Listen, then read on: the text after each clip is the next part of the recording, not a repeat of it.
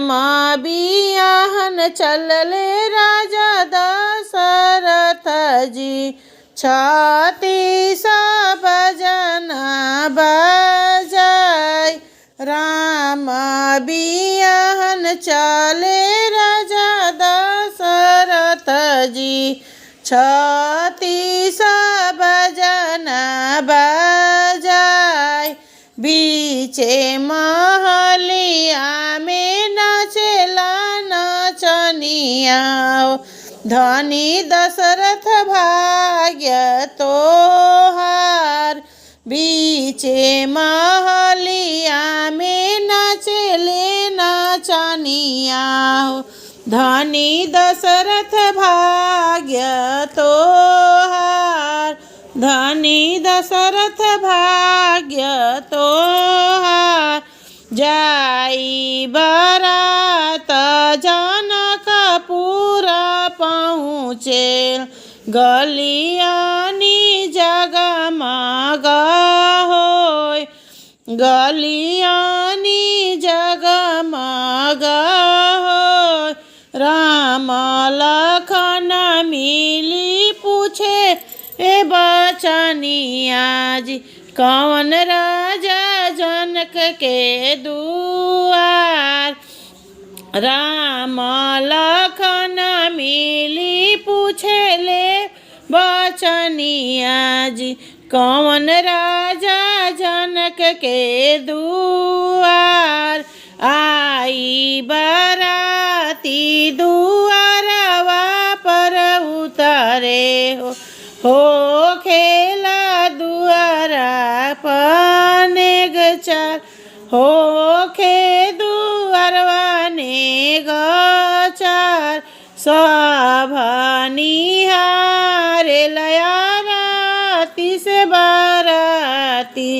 सासुनी रे खेली दामाद, सब निहारे लया राती से बाराती।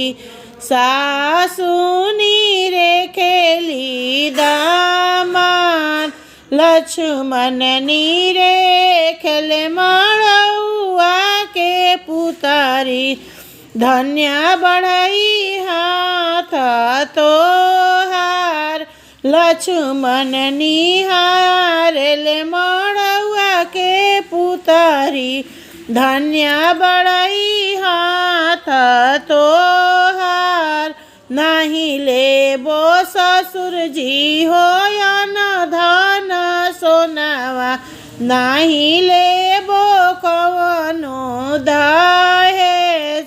नहीं लेबो कवनो दहेज, हम लेबो ससुर जी हो तहारी बढ़ैया।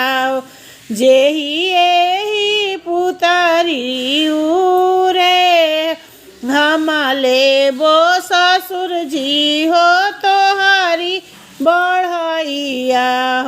जेही एही पुतारी उरे, देबो लक्ष्मण धन सोनावा हो। देई देबो रुपिया मोहार, देई देबो लक्ष्मण धन सोनावा हो। देई देबो रुपिया मोहार, नहीं देबो लक्ष्मण तोहके बढ़ैया हो। जेही एही पुतारी उरे, नहीं देबो लक्ष्मण तोहके बढ़ैया। जेही एही पुतारी उरे, चौके पर बैठी सीता सुंदरी बोलेली। सुनी बाबा बचन हमार, चौके पर बैठी सीता सुंदरी बोलेली। सुनी बाबा बचन हमार, चांद सूरज जैसन बेटी देई दिहानी बढ़ाई के कौन विषाद।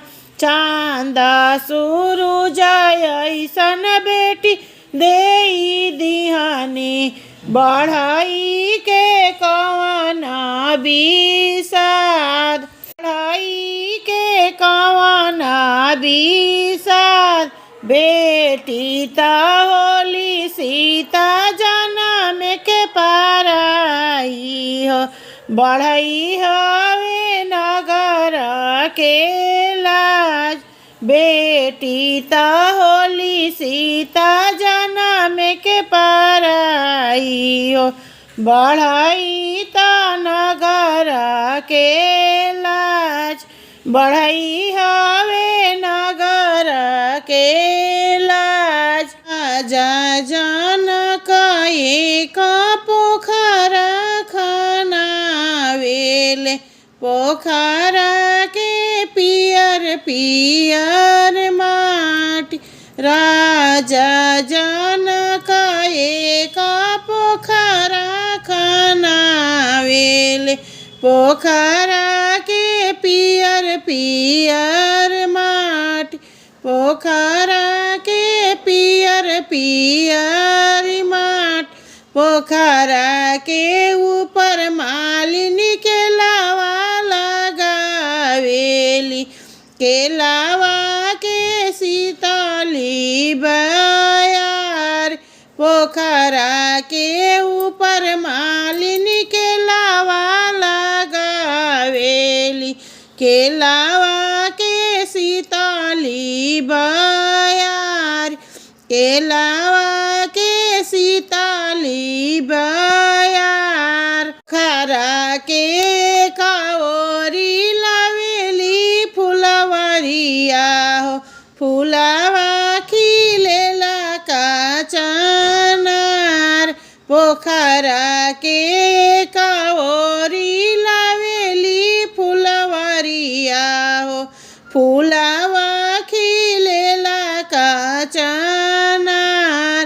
फुलवा खिलेला का चनार। पोखरा घूमन आइली सीता सुंदर बेटी। फुलवा के देखी हरसाई। पोखरा घूमन आइली सीता सुंदरी बेटी। फुलवा के देखी हरसाई। फुलवा के देखी हरसाई। चले पुरवैया हो बहे सीतली बयरिया हो। आचरा बिछाई सीता सुतेली। बहे पुरवैया हो सीतली बयरिया हो। आचरा बिछाई सीता सोवे। घोड़ावा चढ़ल अइले राम भैया लक्ष्मण। बहिया दिहले झकझोर। घोड़ावा चढ़ल अइले राम भैया लक्ष्मण। बहिया दिहले झकझोर। छोड़ा छोड़ा राजकुंवर मोरिनी बहिया हो। बहिया आयल पशु कवार। बहिया आयल पशु कवार। कहवा तया हो सीता कैलू आसनवा हो। के करा दुलारे सुकवार। कहवा तया हो सीता कैलू आसनवा हो। के करा दुलारे सुकवार।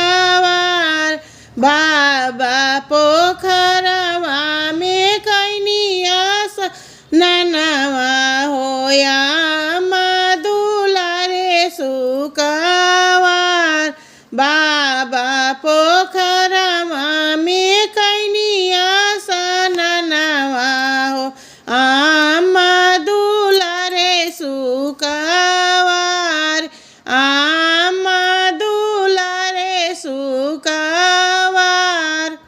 झिमिकी देव बारी से ले ओरिए मधु चुए हो।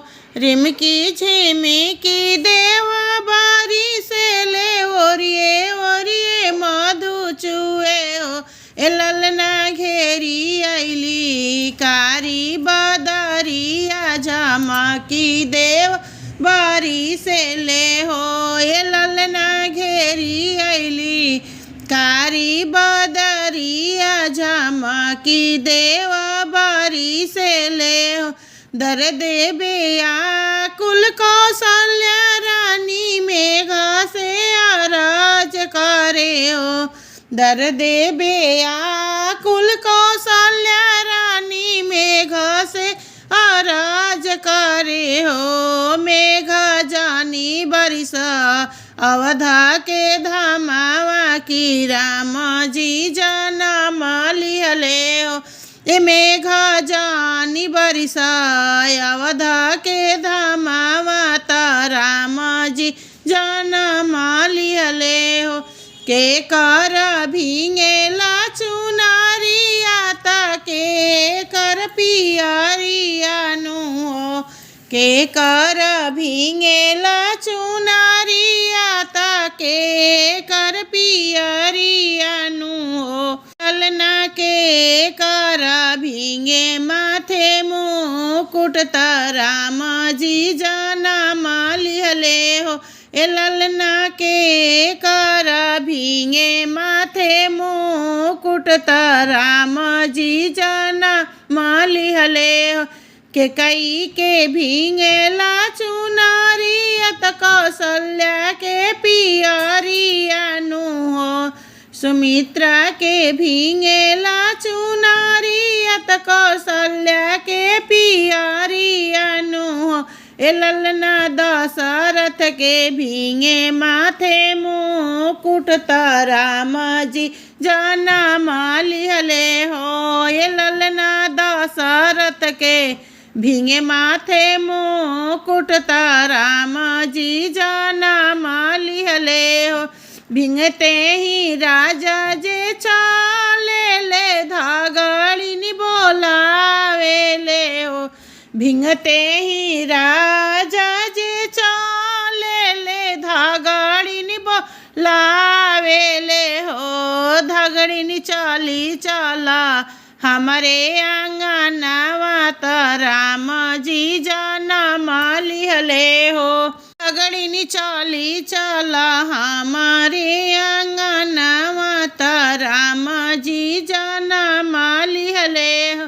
धगड़िनी आइली महालिया आंगनवा बीच खाड़ भैली हो।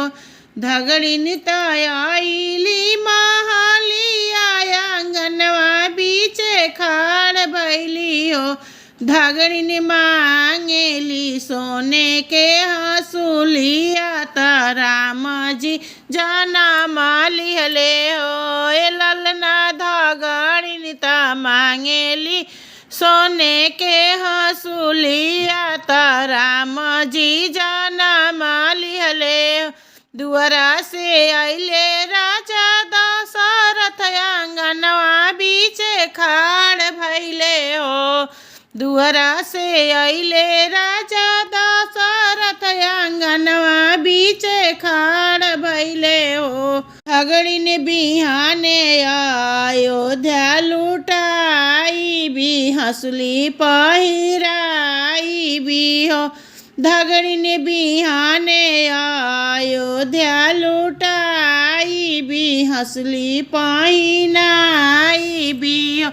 धगड़िनी आंगने में सोहर सुनावत राम जनम लिहले हो।